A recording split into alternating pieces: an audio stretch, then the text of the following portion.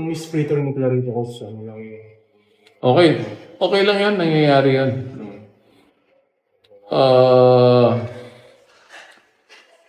I think, importante magmarka sa kanila yon para siguro ayusin nila or pag-practicean pa nila yung weaknesses ng game nila. No? One of them is free throws. So, sa akin kasi, yes, it would have been nice if you had won the game on those free throws. Mag-iiba na yung mag-iiba na yung timpla ng laro pag na-shoot mo yung free throws na yun.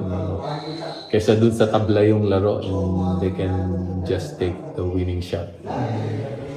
So,